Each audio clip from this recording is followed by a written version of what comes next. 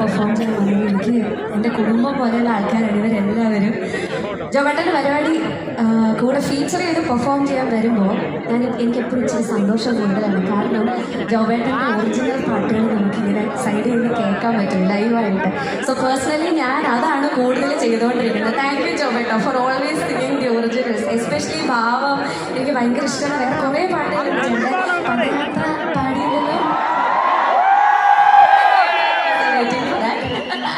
അപ്പൊ നമ്മളിങ്ങനെ ഗ്രൂവ് ചെയ്താണ് പോകുന്നത്. So let's go.